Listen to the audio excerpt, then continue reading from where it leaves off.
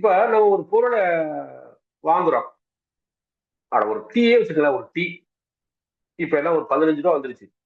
நான் பள்ளிக்கூடத்துல படிக்கும்போது ஓரணா 2 நாள் சொல்லுவாங்க. இப்ப விலைவாசி ஏறிட்டே வந்துருச்சுன்னு வச்சுங்க. இந்த ஒரு டீல அகில இந்தியாவும் இருக்குன்னு சொன்னா நம்புறீங்களா நீங்க? நம்புங்க. உண்மை அதுதான். டீ கிளாஸ் எங்க தயாராகுது தெரியுமா? இந்தியாவில் ராஜஸ்தான்ங்கிற மாநிலத்துல தான் அந்த கிளாஸ் உற்பத்தி ஆகுது. சரி, தேநீர் போடுறோம்ல, தேயிலை எங்க இருக்கு? உங்களுக்கு தெரியும். இந்தியாவிலேயே அதிகமாக தேயிலை விளைகிற இடம் அசாம். அசாம் மாநிலத்துல தேயிலை தோட்டத்திலிருந்து வருகிற அத மத்திய பிரதேசத்துல பொடி பண்ணி அதை ஒரு சில்வர் பாக்கெட் மாதிரி கொண்டு வருவாங்க. அந்த சில்வர் பாக்கெட்டை ராஜஸ்தான்ல அதுக்கு சணல் வேணும். அது மேற்கு வங்கத்தில் உற்பத்தி ஆகுது. இதையெல்லாம் தயாரிச்சு பேக் பண்ணி கொண்டு வந்து ஏத்துறதுக்கு ரயில் வேணும். ரயில் பட்டி தொழிற்சாலை சென்னை பெரம்பூர்ல இருக்கு. அப்படி வேற இந்திய மாநிலங்களும் இருக்கு. இந்த ரயிலை ஓட்டுறதுக்கு ஒரு தொழிலாளி வேணும். அந்த ஓடுற தொழிலாளி கொண்டாந்து சேர்க்கணும். அதை கொண்டு வந்து ஒரு சரக்கு இதுல கொண்டு வந்து தரணும். அதுக்கப்புறம் அதை கடைகளுக்கு கொண்டு போய் கொடுக்கணும். கடையில இருந்து வாங்கிட்டு வந்து ஒரு தொழிலாளி டீ போடணும். அதை நாம வாங்கி மடக்கு மடக்குன்னு குடிக்கணும். இப்ப கை வச்சு பாருங்க. அஸ்ஸாம், மத்திய பிரதேசம், ராஜஸ்தான், சென்னை, மைசூர் இப்படி பல்வேறு மாநிலங்களின் கைப்பட்டு தான் ஒரு சிங்கிள் கிளாஸ் டீயை நம்ம குடிக்க முடியும். அதனாலதான் பாரதிதாசன் அழகா சொன்னாரு. அவரை பிரிவினைவாதி பிரிவினை கவிஞர் எல்லாம் சொல்லுவாங்க. இதெல்லாம் பொய். உண்மையிலே அவர் ஒரு பாட்டு போட்டாரு. இமயம் வாழும் ஒருவன் இருமினால் குமரி வாழ்வோன் மருந்து கொண்டு ஓடுவான். இந்தியா ஒருமைப்பாட்டை பத்தி எழுதும்போது இமயம் வாழும் ஒருவன் இருமுறான். இமயத்துல காஷ்மீர்ல வச்சுக்கோங்களேன், காஷ்மீர் முதல் கன்னியாகுமரி வரைன்னு சொல்லுவோம்ல. அப்போ இமயம் வாழும் ஒருவன் இருமுறான். அவனுக்கு அந்த இமயமலையில இருக்கிற குளிர் தாங்காம இருமுறான். உடனே கன்னியாகுமரியிலிருந்து ஒரு தமிழன் மருந்து எடுத்து ஓடுவான். இமயம் வாழும் ஒருவன் இருமினால் குமரி வாழ்வோன் மருந்து கொண்டு ஓட. இதுதான் இந்தியா. இப்படி ஒருமைப்பாட்டுக்கும் அவர் எழுதினாரு. இந்த ஒற்றுமைங்கிறது ஒரு டீல இருக்குன்னு சொன்னா, இந்த டீ எங்கிருந்து வருதுங்கிறத புரிஞ்சுக்கிட்டா தான் நமக்கு அதனுடைய விலை தெரியும். விலை மட்டும் இல்ல, ஒவ்வொரு பொருளுக்கும் அதனுடைய உழைப்பு எங்கிருந்து வருதுங்கிறத தெரிஞ்சுக்காம நம்ம அதை பாராட்ட முடியாது. அதுக்கு ஒரு பாட்டு போட்டாரு. இது கூட எம்ஜிஆர் படத்துல ஒன்று சினிமாவில் வந்ததுதான். ஆனா ரொம்ப அழகான பாட்டு. நீங்க கேட்டிருப்பீங்க. இப்ப இந்த பின்னணியில யோசிச்சு பாருங்க. சித்திர சோலைகளே உமை நன்கு திருத்தையிப்பாரினிலே முன்பு எத்தனை தோழர்கள் ரத்தம் சொரிந்தனரோ உங்கள் வேரினிலே உங்கள் வேரினிலே. நம்ம பூக்களை மட்டும் பார்க்கிறோம். சித்திர சோலைகளில் அந்த பூ பூத்திருக்கு. அதை திருத்த இப்பாடிலே எத்தனை தோழர்கள் ரத்தம் சொரிந்தனரோ உங்கள் வேரினிலே. டீயை பத்தி சொன்னேன். அசாம் தேயிலை தொழிற்சாலை. அதுல ரெட் டீ அப்படின்னு ஒரு புத்தகம் வந்துச்சு. அந்த புத்தகத்தை தமிழ்ல மொழிபெயர்த்தாங்க. அந்த மொழிபெயர்த்த கதையை வச்சு ஒரு படமும் வந்துச்சு. தேயிலை பத்தி, அவன் தேயிலை தோட்டத்துல அந்த தொழிலாளிகள் என்ன பாடுபடுறான், அவன் வாழ்க்கையே எப்படி உறிஞ்சி அட்டை மாதிரி உறிஞ்சி அந்த முதலாளிகள் எல்லாம் கொடுக்குறான் அப்படிங்கிறத படமா கொடுத்துருப்பாங்க. ரெட் டீங்கிற படம், ரெட் டீங்கிற ஆங்கில புத்தகம். தமிழ்ல முருகவேல் மொழிபெயர்த்து தேநீர்ல அந்த புத்தகத்துக்கு பேரு நான் இப்ப சொல்றேன். அது பரதேசிங்கிற படமா வந்துச்சு, தமிழ் திரைப்படமா வந்துச்சு. சித்தார்த்த நடிச்சிருப்பார் நினைக்கிறேன். ரொம்ப அற்புதமான ஒரு தேயிலைகளை இவ்வளவு நம்ம பாட்டுக்கு ஜாலியா குடிச்சிட்டு போறோம். ஆனா அதுல எவ்வளவு தோழருடைய ரத்தம் சொரிந்திருக்குங்கிறதா சொல்லுங்க. அதைத்தான் சொல்றாரு. எத்தனை தோழர்கள் ரத்தம் சொரிந்தனரோ உங்கள் வேரிலே பாடுபட்டீர்கள் பருக்கை இல்லாத ஒரு பட்டியில் மாடென வாழ்கின்றீர். மத கேடர்கள் காலிலே வீழ்கின்றீர் உண்ட வீடும் இல்லாமல் தாழ்கின்றீர். இவ்வளவு சிரமத்துக்கு அப்புறம் தான் ஒரு சித்திரை சோலையின் பூக்கள் நமக்கு கிடைக்குதுன்னு பூக்களில் வேற பாருங்கிறது. இதுதான் பாரதிதாசன். அதே போல அதுக்காக அவர் எப்பவுமே கொடுமையா பாடக்கூடிய இல்ல, அழகின் சிரிப்புங்கிற ஒரு சின்ன புத்தகம் எடுத்து படிச்சு பாருங்க. ரொம்ப அழகா இருக்கும். அதுல ஒரு பாட்டு, ஒரு குரங்கு கிளைக்கு கிளை தவிட்டு வருது. ஒரு குரங்க ஏதோ ஒரு வால் மாதிரி இருக்கேட்டு பிடிச்சிருது. ஒரு விழுதுன்னு நினைச்சு, மரத்து விழுது நினைச்சு பிடிச்சிருக்கு. பார்த்தா அது ஒரு பாம்பு. பாம்பை விழுது நினைச்சு பிடிச்சி இருக்குது.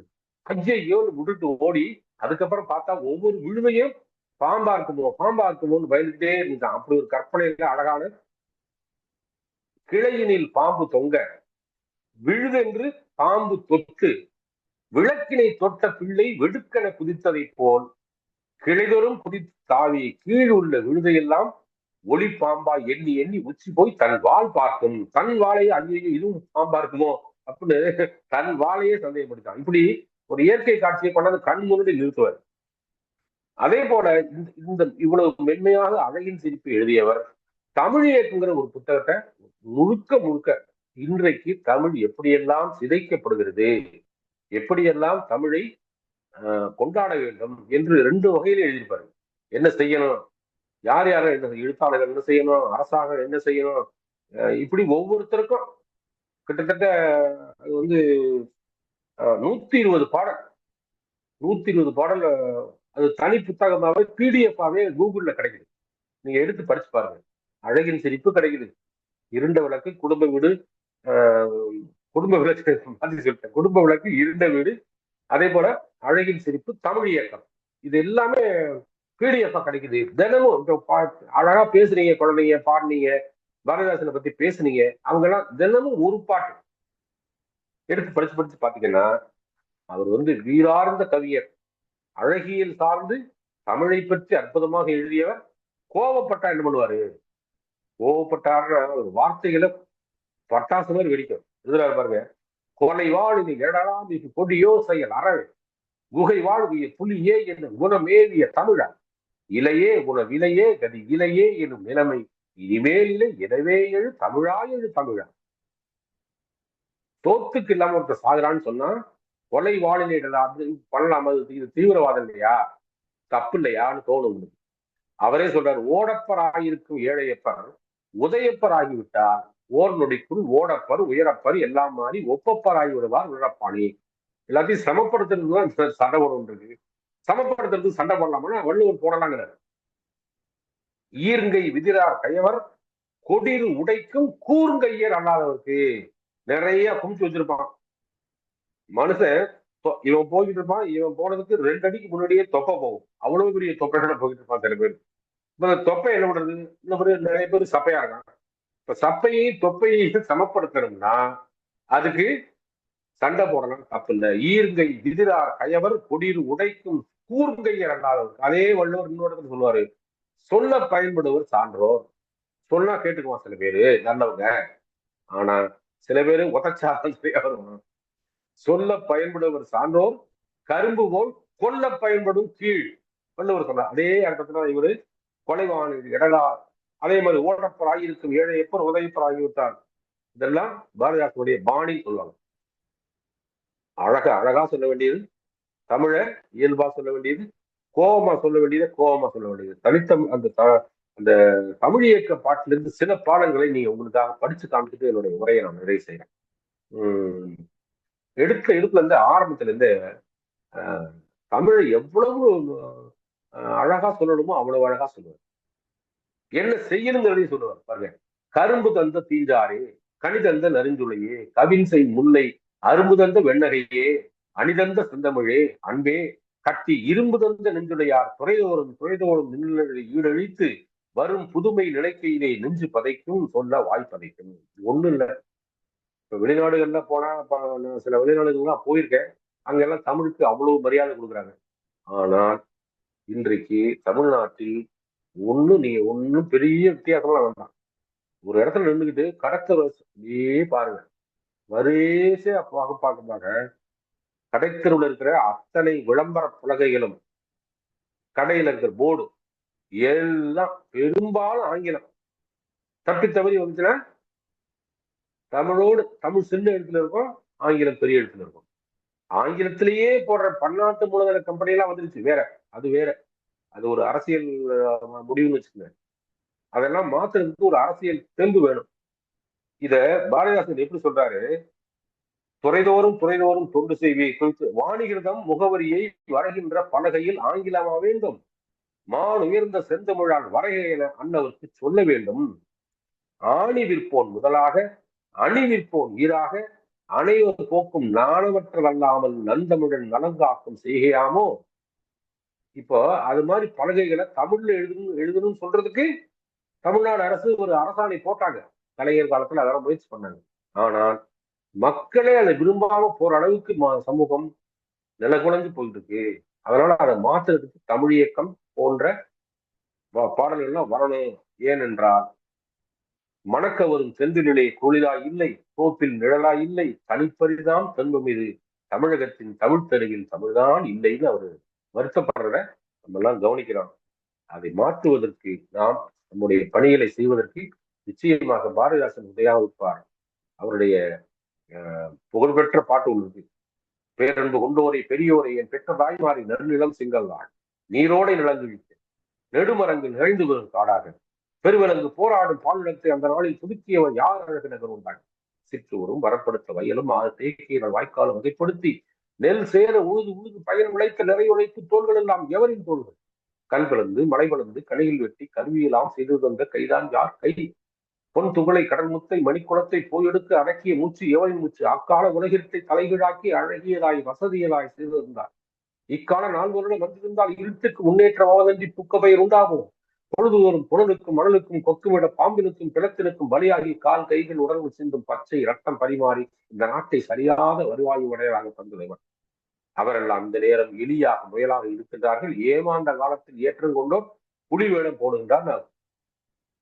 அந்த வில்கணியங்கிறதுல இருந்து தமிழ் படுத்தி அவர் எழுதின பாடலுடைய கடைசி அந்த தமிழ் இளைஞன் பேசுற பேச்சிருக்க அது இன்றைக்கும் தேவையாக சாதியை எடுத்துக்கொண்டு உழைப்பவர்களை உறிஞ்சிக்கொண்டு தமிழையும் மதிக்காமல் இருக்கிற சமூகத்தை மாற்ற வேண்டும் என்கிற அவருடைய பாடல்கள் இன்றைக்கு நமக்கு மேலும் மேலும் தேவைப்படுகின்றன. இன்றைய உலகத்தில் புதியதோர் உலகம் செய்வோம், கெட்ட போரிடும் உலகத்தை வேறிடும் சாதிப்போங்கிறது ட்ரம்பும் நெதன்யாகவும் அடிக்கிற கூத்த பார்க்கும்போது ஞாபகம் வருதா? தமிழ் வீதிகளை பார்க்கிற போது தமிழ் இயக்கம் ஞாபகம் வருதா? இப்படி எந்தெந்த நேரத்திலும் நமக்கு பாரதிதாசன் தேவைப்படுகிறார். அந்த அவர் பாடிய தமிழ் வெறும் தமிழுக்காக அல்ல, தமிழ் சமூகத்திற்காக. அந்த தமிழ் சமூகத்திற்காக பாடிய பாரதிதாசன் மறையவே இல்லை. அவர் தொடர்ந்து நம்மோடு வாழ்ந்து கொண்டே இருப்பார். வாழ்வதற்கு தேவையான அனைத்து அறிவியல் போக்குகளையும் அவர் எழுதியிருக்கிறார். இன்னும் நாம் நிறைய பாரதிதாசனை படிப்போம். குழந்தைகளே, நீங்கள் தினமும் ஒரு பாரதிதாசன் பாட்டு, தினமும் ஒரு பாரதியார் பாட்டு, தினமும் ஒரு திருக்குறள் என்று படித்துக் கொண்டு வாருங்கள். உங்கள் அறிவு உங்கள் பெற்றோரை மட்டுமல்ல இந்த சமூகத்தையே மாற்றும். அப்படி மாற்றுவதற்கு வாய்ப்பிடித்து குழந்தைகளுக்கு இது போன்ற நல்ல பயிற்சிகளை கொடுத்துக் கொண்டிருக்கிற திணை அமெரிக்காவுக்கும் லாலிபாப் குழந்தைகள் நிறுவனத்திற்கும் அமைப்பிற்கும் என்னுடைய நெஞ்சார்ந்த நன்றியையும், இதுவரை கேட்டிருந்த அனைவருக்கும் என்னுடைய நெஞ்சார்ந்த நன்றியையும் வணக்கத்தையும் தெரிவித்து விடைபெற்றுக் கொள்கிறேன். நன்றி, வணக்கம். தமிழ் ஆசிரியர் அல்லவா, கேட்க கேட்க ஆனந்தம்ங்கிற மாதிரி வார்த்தைகளில் தெரிப்பு. ஆரம்பிக்கும் போதே கனி இடை ஏறிய சுளையும் பாடலை ரொம்ப அழகா பாடினீங்க. அதான் நீங்க எளிய ஒரு இசை நடை நம்ம தமிழை குழந்தைகளுக்கு கடத்துவதற்கு இசை மிகவும் பயனுள்ளதாக இருக்கும். அதுல எனக்கும் பரிபூர்ண நம்பிக்கை. ஏன்னா சங்க இலக்கியங்களை பற்றி நான் பொழிவாற்றும் பொழுதெல்லாம் ஏதோ எனக்கு தெரிந்த ஒரு இசையில் அதை பாடித்தான் நான் பொழிவாற்றுவதுண்டு. எனக்கு நன்றி. அது புரிஞ்சதுங்க ஐயா. ரொம்ப சிறப்பா இருந்தது. அதாவது ஆண் பார்க்கும் படலம் என்று ஒன்று இருந்ததா அப்படின்னு அழகா கேட்டீங்க. அது என்னையா பெண் பார்க்கும் படலம் அப்படின்னு ரொம்ப சிறப்பாக பேசுனீங்க. அதே மாதிரி ஒரு பெண் படித்தால் அவள் குடும்பம் மட்டுமல்ல, அந்த தலைமுறை 7 தலைமுறைக்கும் அது பயனுள்ளதாக இருக்கும் அப்படின்னு அழகா சொன்னீங்க. பெண் கல்வி, அவர்களுடைய அந்த மேலான நிலைக்கு வரக்கூடிய தன்மை, அதற்கு 2 நூல் ரொம்ப அற்புதமா சொல்லிட்டீங்க. இருண்ட வீடு, அந்த குடும்ப விளக்கு 2யும் படிங்க. படிச்சா என்ன ஆகும், படிக்கலன்னா என்ன ஆகும் தெளிவா தெரிஞ்சுக்கலாம். குழந்தைகளையும் அதை படிக்க ஒரு உற்சாகத்தை ஏற்படுத்தியிருக்கிறீங்க. இன்னொன்னு நான் ரொம்ப ரசிச்சது, புத்தகங்களே சமத்தாய் இருங்கள், குழந்தைகளை கிழித்து விடாதீர்கள். அந்த வரியை நான் மிகவும் ரசித்தேன். ஏன்னா இன்றைக்கு அதாவது பிள்ளைகளுக்கு படிப்புனாலே அது வேப்பங்காயா மாதிரி ஆகிறதுக்கான காரணம் அந்த முறைதான். சொல்லிக் கொடுக்கக்கூடிய முறை, அந்த அந்த ஆசிரியர்களுடைய சில ஆசிரியர்கள் இப்ப உங்களை மாதிரி இப்ப பாடிலாம் சொன்னா எத்தனை குழந்தைங்க என்னென்னமோ படிக்க ஆரம்பிச்சிருவாங்க. இன்னைக்கே நீங்க பாருங்க 4 நூல்கள் அவங்கள படிக்க சொல்லியிருக்கீங்க. மிகச் சிறப்பாக அமைந்தது ஐயா தங்களுடைய உரை. அறச்சீற்ற கருத்துக்களை அகம் நிறைந்து மகிழ அழகு தமிழில் வழங்கியது சிறப்பு.